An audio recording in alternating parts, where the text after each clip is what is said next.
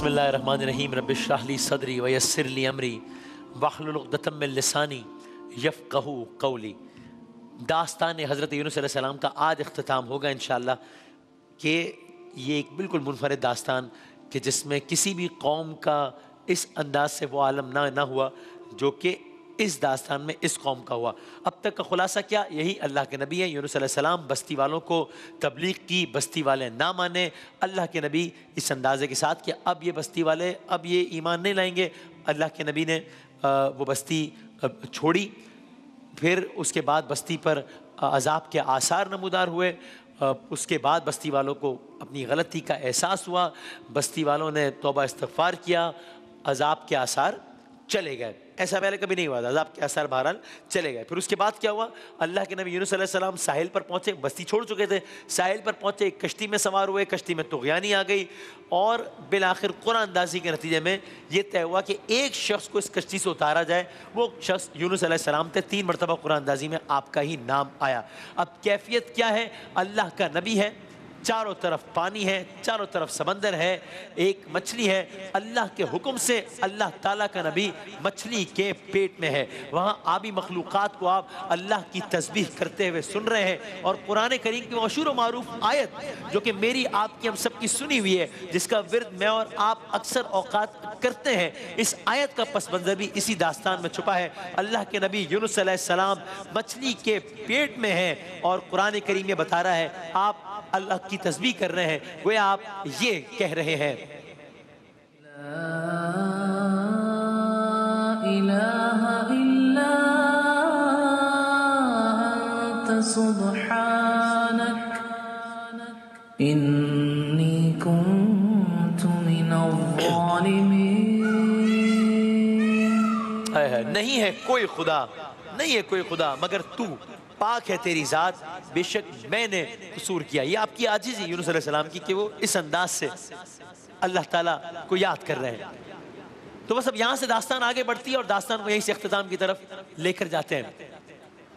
یونس علیہ السلام روتے جاتے، گویا اپنے طور پر ایک کمی کا اقرار بھی اللہ تعالیٰ کے حضور اور اس آیت کا ورد کرتے جاتے ہیں۔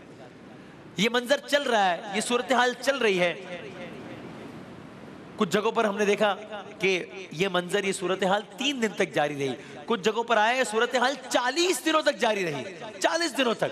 بہرحال آیت کا ورد آپ کرتے جاتے یہاں تک کہ اب صورتحال میں تبدیلی آنا شروع ہوئی۔ وہ اللہ کے نبی یونس علیہ السلام کہ جنہوں نے 3 دن یا 40 دن اس مچھلی کے پیٹ میں گزارے، اس دوران آبی مخلوقات کو اللہ کی تسبیح کرتے سنا، اس دوران آپ کے اپنے منہ سے، زبان مبارک سے یہ الفاظ جاری ہوئے جن کو قرآن مجید نے اپنا حصہ بنا لیا، یہاں تک کہ اب خداوند تعالیٰ نے اپنے نبی کو اپنی رحمت کے دامن میں لے لیا، کمی سے درگزر کیا، مچھلی کو حکم دیا گیا، وہی مچھلی جسے پہلے بھی حکم دیا گیا تھا کہ ہاں میرے اس نبی کو اپنے پیٹ میں لے لو لیکن اس سے کوئی نقصان نہ پہنچے۔ اب مچھلی کو حکم ہوا بہت احتیاط کے ساتھ میرے نبی کو ایک محفوظ مقام پر اتار دو۔ بس مچھلی یونس علیہ السلام کو لیے ہوئے ہے، مچھلی اپنا سفر طے کر رہی ہے، محفوظ مقام کی طرف جا رہی ہے، یہاں تک کہ کھلے میدان کے ساحل پر پہنچی وہ مچھلی۔ وہاں پر ایک درخت تھا، بتایا گیا وہ ایک کدو کا ایک درخت تھا، اور وہاں احتیاط کے ساتھ اس مچھلی نے یونس علیہ السلام کو اگل دیا۔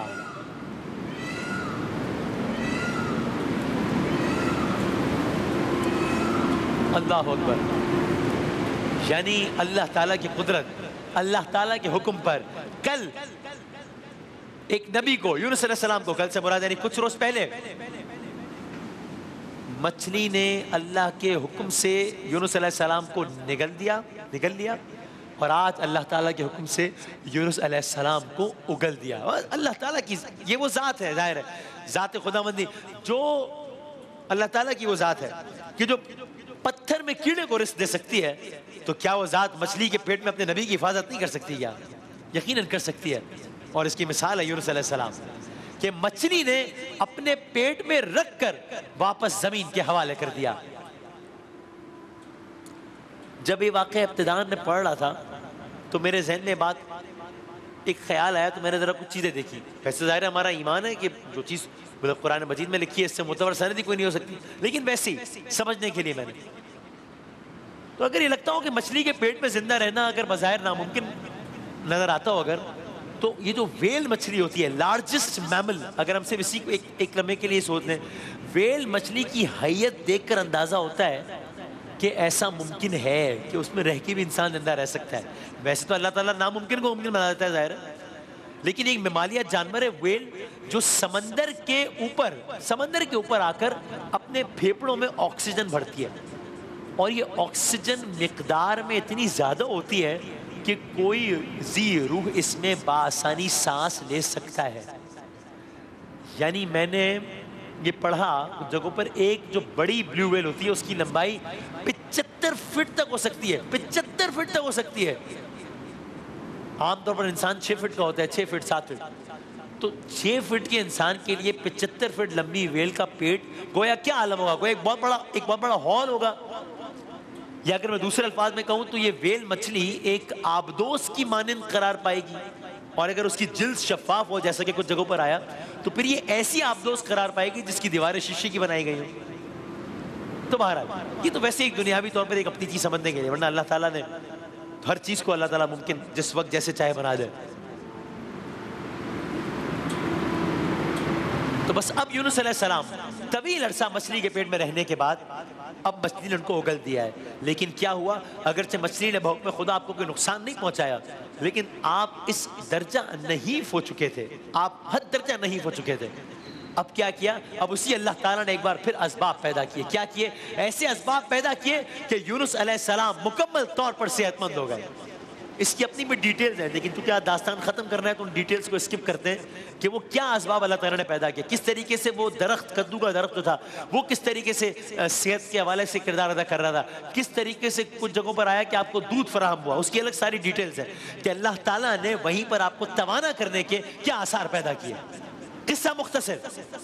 اب وہی یونس علیہ السلام, اب آپ باقاعدہ دوبارہ چلنے پھرنے کے قابل ہو گئے, جس میں مبارک اب بالکل تندرست ہو گیا, توانا ہو گیا. اب آپ کو حکم ملا, کیا حکم ملا, لوٹ جائیے بستی کی طرف جہاں آپ کے رشتہ دار ہیں, جہاں آپ کے بہن بھائی بستے ہیں.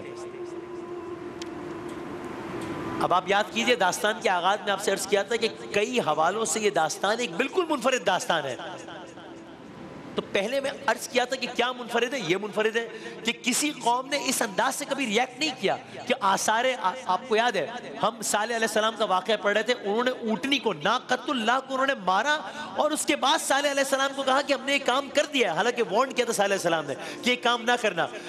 یہ کہا, مارا, اور پھر صالح علیہ السلام سے کہا کہ ایسا کیجیے جس عذاب کی آپ بات کر رہے تھے نا وہ لے آئیے, اپنے رب سے کہیے لے آئے وہ عذاب, ہم انتظار کر رہے ہیں, لے آئے وہ عذاب.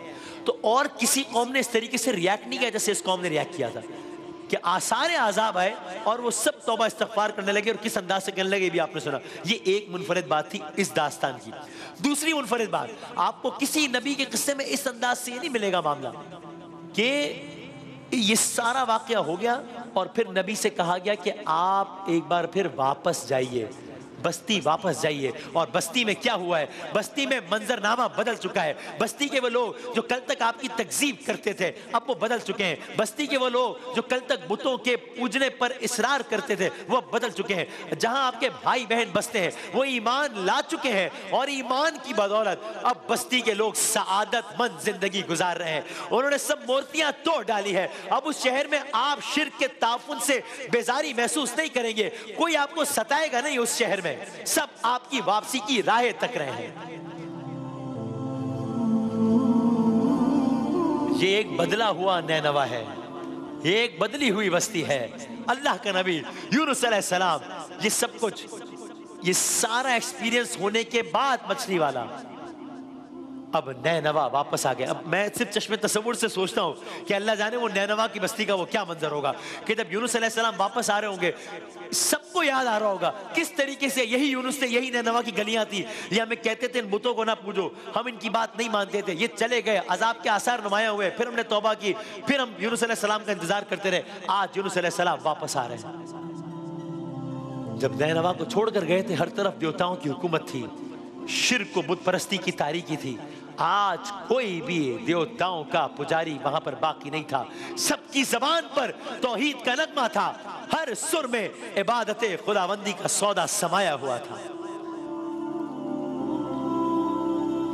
داستان یونس علیہ السلام یہاں پر اختتام پذیر ہوتی ہے، بس آخر میں اس آیت کو سنیے اور اب اس آیت کا لطف لیجئے جو کہ اس سارے واقعے کے تناظر میں کہا وَظَنُّونِي بسم اللہ الرحمن الرحیم وَظَنُّونِي إِذْ ذَهَبَ مُغَاضِبًا فَظَنَّ أَن لَّن نَّقْدِرَ عَلَيْهِ فَنَادَىٰ فِي الظُّلُمَاتِ أَن لَّا إِلَٰهَ إِلَّا أَنتَ سُبْحَانَكَ إِنِّي كُنتُ مِنَ الظَّالِمِينَ فَاسْتَجَبْنَا لَهُ وَنَجَّيْنَاهُ مِنَ الْغَمِّ وَكَذَٰلِكَ نُنجِي الْمُؤْمِنِينَ۔ اور کیا ہوا؟ خلاصہ کہ یونس علیہ السلام کا جب یہ عالم تھا، مچھلی والے کو بھی ہم نے نواز دیا، صاحب الحوت بھی کہا جاتا ہے، مچھلی والے کو بھی ہم نے نواز دیا، جبکہ وہ بگڑ کر چلا گیا تھا، سمجھا کہ ہم اس پر گرفت نہ کریں گے، آخر کو اس نے تاریکیوں میں پکارا، فنادا فی الظلمات، ندا دی، آواز دی، ظلمات میں، تاریکی میں، اندھیرے میں۔ یہاں علماء نے بتایا کہ ممکن ہے کہ 2-3 طریقے کی تاریکیاں ہوں، ایک مچھلی کے پیٹ کی تاریکی، ایک سمندر کے اندر کی تاریکی، اور دوسرا جب یہ سب کچھ ہو رہا تھا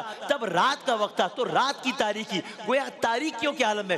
فنادا فی الظلمات، یونس علیہ السلام آواز دی اندھیرے میں، تاریکی میں، اور کیا کہا؟ لا الہ الا انت سبحانک انی کنت من الظالمین۔ وہی آیہ کریمہ جس کا میں آپ سب ورد کرتے ہیں کہ نہیں ہے کوئی خدا مگر تو، پاک ہے تیری ذات، بے شک میں نے قصور کیا۔ اور پھر کیا ہوا؟ آیت آگے بڑھتی ہے، داستان ختم ہوتی ہے، فاستجبنا لہ، مستجاب ہوئی، دعا قبول ہوئی، وَنَجَّيْنَاهُ مِنَ الْغَمِّ، نجات دی ہم نے ان کو غم سے، وَكَذَٰلِكَ نُنجِي الْمُؤْمِنِينَ، مومنین کو ہم ایسے ہی نجات دیا کرتے ہیں۔